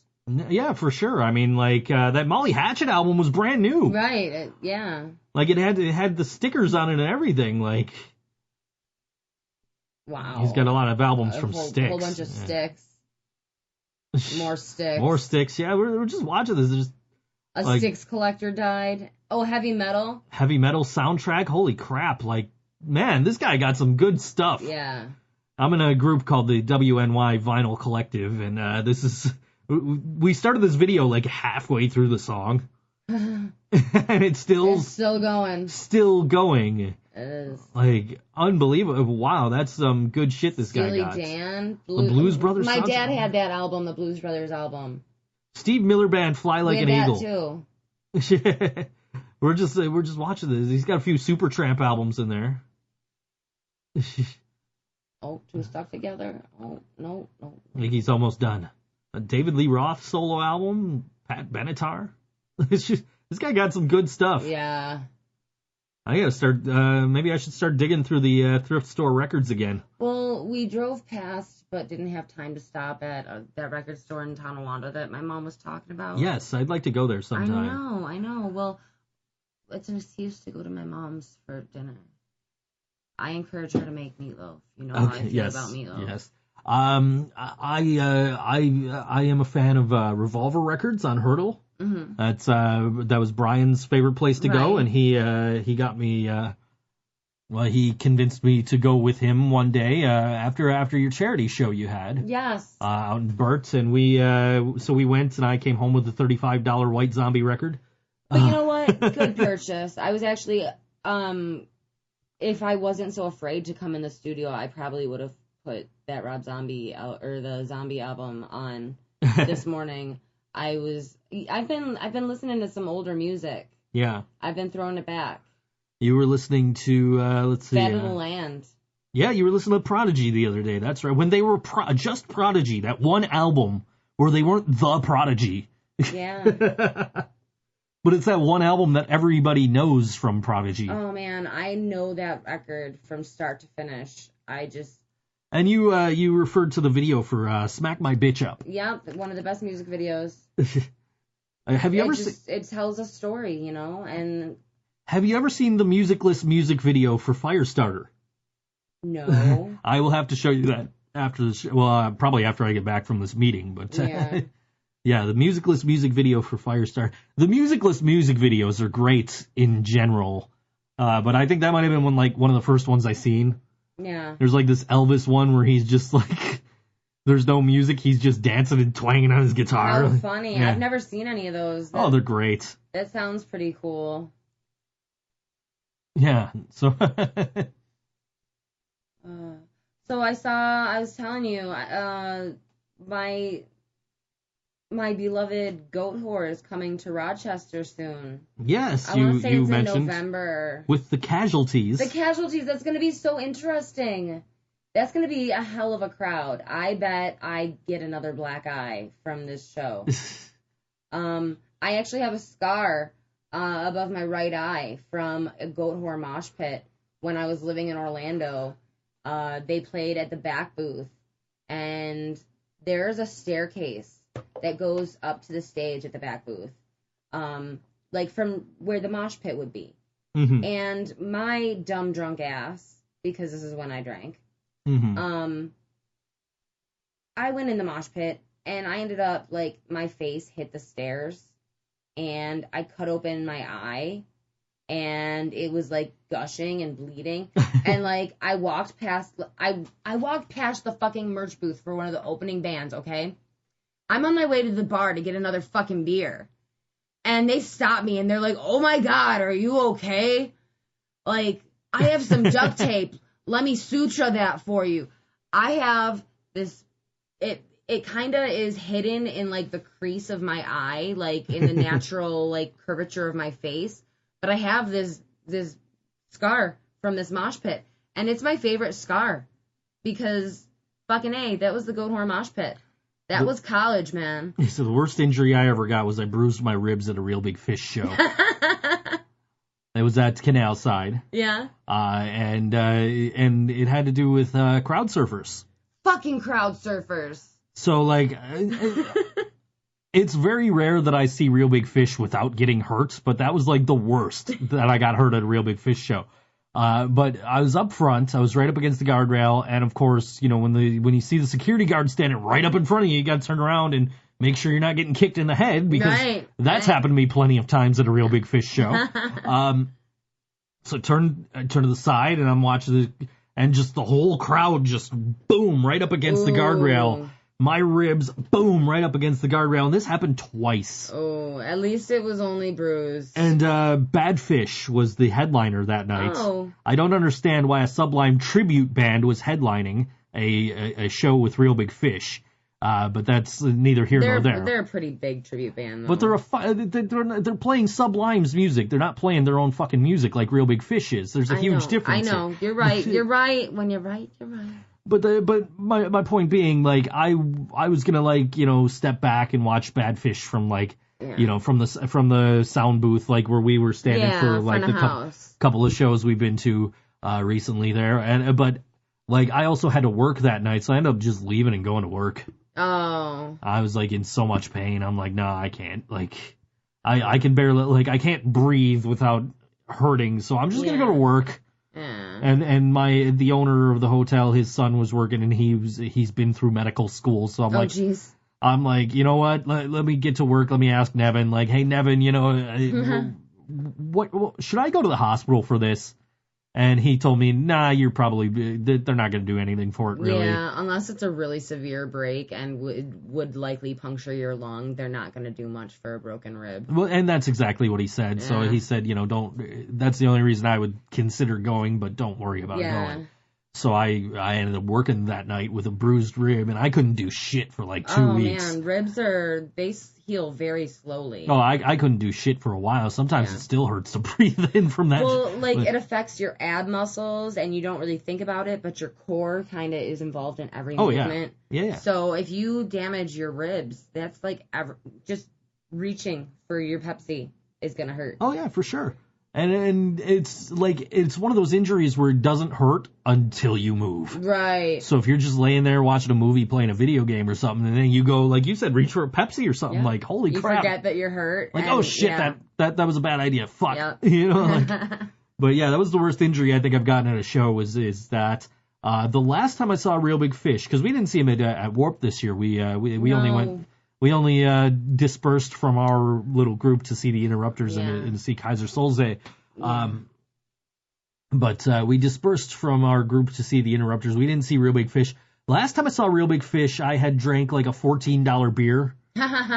And also like smoked weed for the first time in years. And I was hanging out with this girl.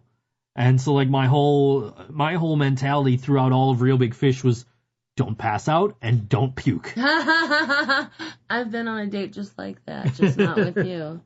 Right. Don't pass out, don't puke.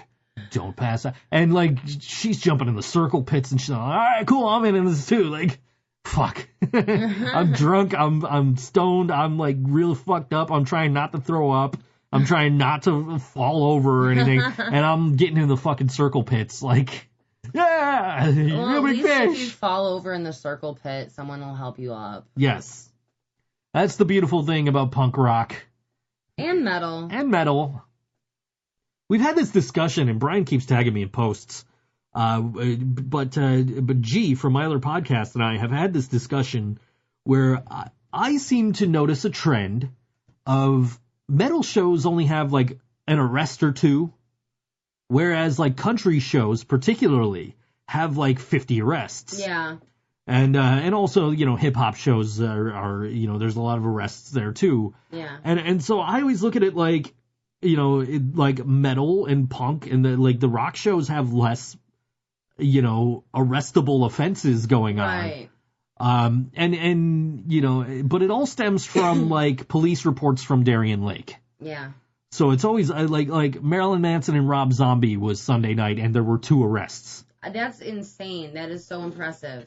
But, like, you know, Kenny Chesney was there a couple of years ago, and there was, like, 50 arrests. Oh, my God. Oh, my God. That's so much. Like Slayer and Anthrax and all them were there last week. And people were like, not 2 weeks ago. And people are like, there was, like, two to four arrests. There wasn't much. And somebody else had shared that. And had made mention of, like, you notice, like, with these metal shows, there's not a lot of arrests, and with these other genres, there's tons of arrests. Yeah. And Brian had tagged myself and G in this, in the comments to get our attention to it, and G was like, this doesn't really prove anything, just because you and this guy are of a similar opinion, but you're both also into the genre of music that you're defending, and you're also both referring to the same venue and the same police reports. So it doesn't really prove your point. It just says that in that particular venue, the two of you metal fans perceive that metal shows have less arrests than, like, a country show or a rap show. I guess more data would help prove your point. More data would definitely help prove the point. Is it data or is it data? Either way. I think Data is the character in Star Trek. Either way is fine. It's like niche or however the fuck you say that, right? It's like, and so I'll always say it one way, and if somebody wants it a different way, they'll say, hey, this is all great and everything, but can you say data instead of data, or like route instead of route? Yeah. Like those kind of things. Like, you can pronounce them either way. Either way is acceptable. It's just a matter of preference.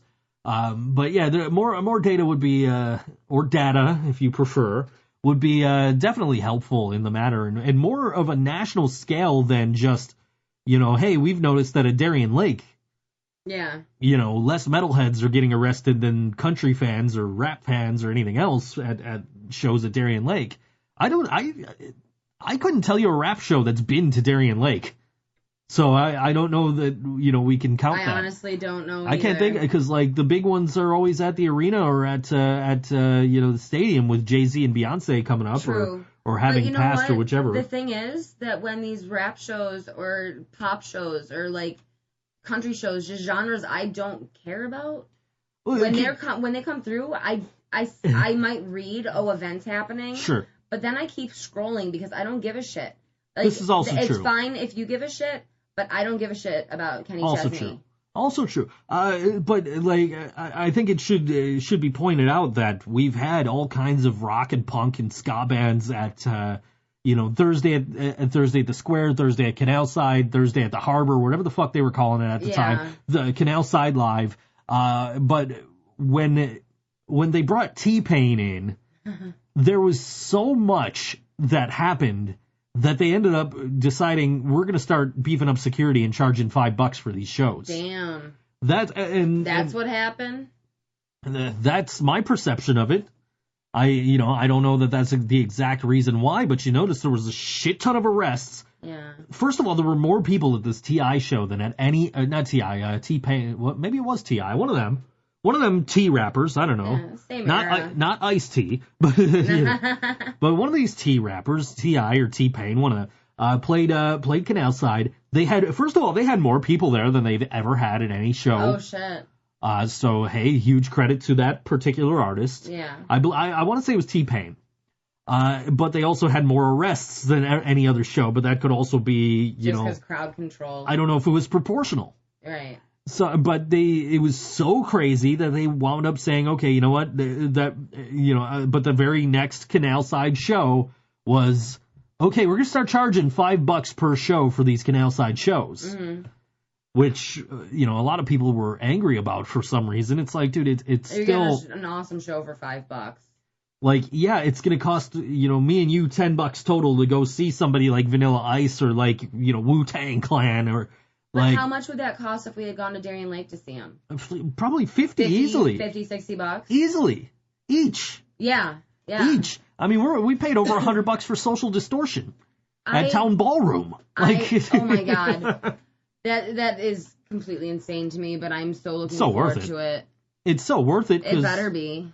Well, I mean, you know that show, if it hasn't already, is going to sell out, and the Yeah. aftermarket tickets are going to go way up. Right. And you know my, I don't need to say it, you already know. Yeah. So, but Tickets never sell out. The price just goes up. yes, exactly. Which is what's going on with Metallica. I keep getting alerts for $150 300 level tickets, and I'm like, I don't want to play. I want to go.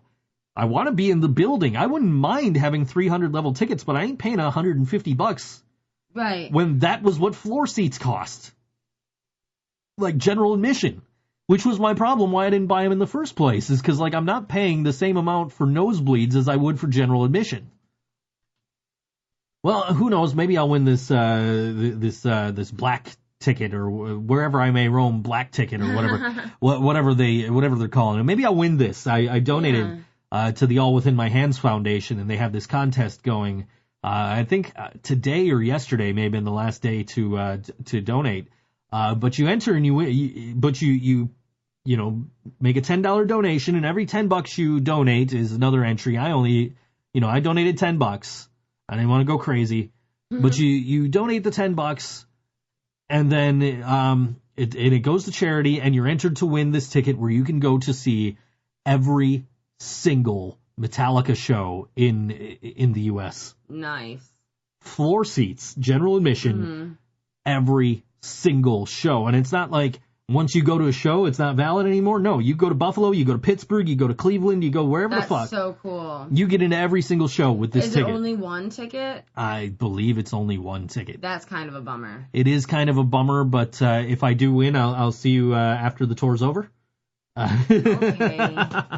I'm really I'd love to win that. That would be cool, but I know if Drew from the Long Cold Dark entered, he's gonna win because he wins everything they fucking really? do. He won. They did this show in Toronto, very small venue, right around the time, I think it was right after the latest album Hardwired to Self-Destruct came out, and you could buy tickets to this show, but the tickets to the show were like $100. But you could also win $25 tickets to the show. You'd still have to pay for the tickets. Oh. And the only catch was you had to be a Club Metallica member, like a 5th member on their website, which I am. Yeah. And you also had to be able to go to the show. Huh. Which I entered anyway, because I'm like, fuck, I can probably get shit expedited to be able to go to this show. Yeah. But Drew won. Drew won the $25 tickets. There was a handful of them. It wasn't like just, okay, we have one set of $25 tickets. There was like 50 or 100 or something. But Drew won. Drew got to go. Drew took Jason from the Long Cold Dark. They all went and saw him in Toronto months before we went and saw him in Foxborough last year. But that's the joke, is Drew wins every fucking Metallica thing. So, But the good thing is, if he wins, maybe I could get his ticket for Buffalo. Ooh. So now I'm hoping that myself or Drew win for this for this black ticket for the Wherever I May Roam deal with the All Within My Hands Foundation. Yeah, so it'd be cool. I'm donating all kinds of charities. I'm sending a girl to WrestleMania. I'm donating the All Within My Hands Foundation. All my Amazon purchases go towards Little Kids Rock. Yeah. Which is my charity of choice. That's awesome. And we've done benefits for MS Sucks, and we're gonna do a toy drive in December. We got a toy drive. Yeah, we're all over this charity shit. Yeah. I'm very very happy to do it too. Like, it's always. It feels good. It just kind of gives you like this warm, fuzzy feeling. It is in your chest cavity. It is very fun to be able to, very, very nice to be able to do that kind of stuff. Aspired Infliction has a CD release show. Oh. That's this Saturday night. It's at the Tudor Lounge. It is, they have Mass Casualty, Diceros, and the Murder City Outlaws on it.